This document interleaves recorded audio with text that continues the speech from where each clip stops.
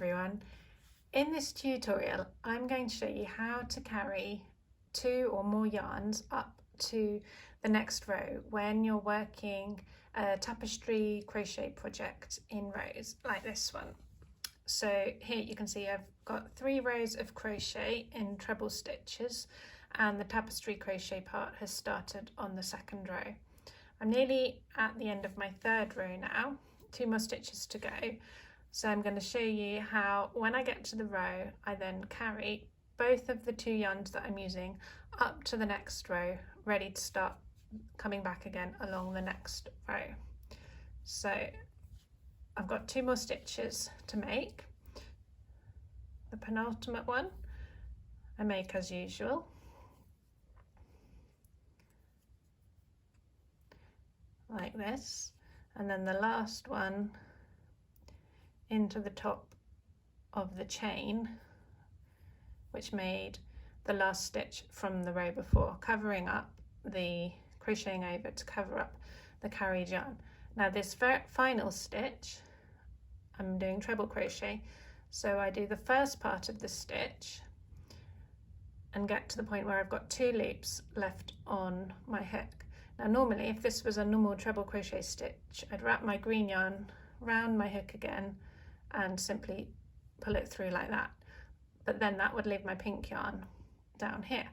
So in order to bring them both up, I'm going to show you how to do that last part again. It's very simple. Instead of just wrapping the green yarn round, you wrap the green and the pink yarn round.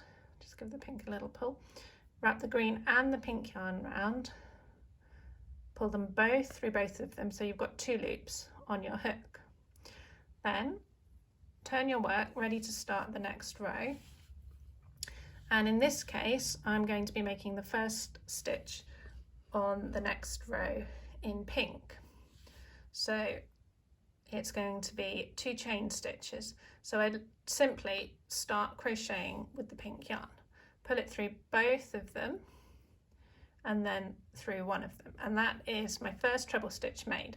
Now it's looking quite bulky at the bottom here with both of the green and the pink yarns there, so all I do is give a little tug on the green yarn, and can you see how it's disappeared into that first stitch, and then I simply continue along my work, making my next stitch with the pink yarn over the green yarn and continue along until I'm ready to change again.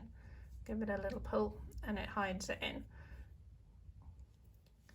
So I'm just going to frog that to show you it one more time.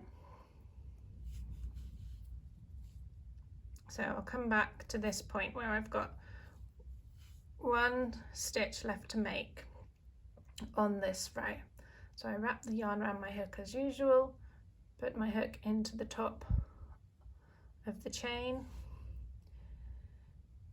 pull the yarn through the work, and then pull it through the first 2 loops to make the first part of my treble stitch.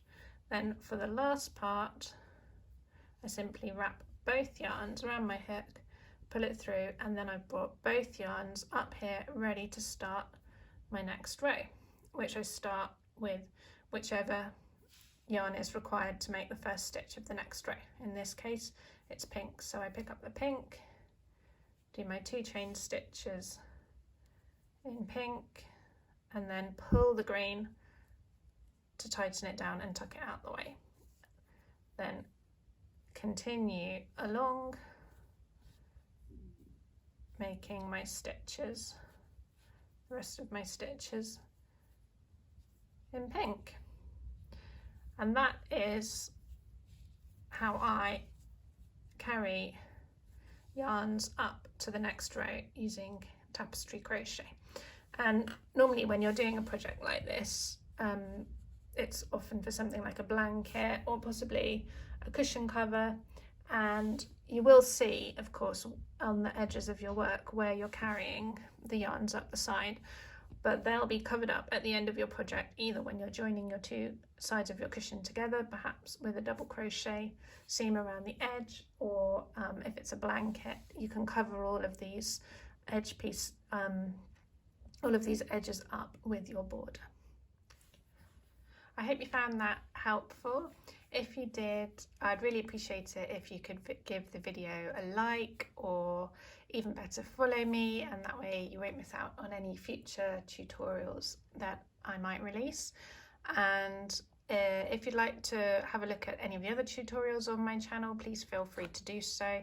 And if you have any suggestions for any other things that you'd like me to cover in a tutorial, please let me know in the comments below. Thanks very much. Bye bye.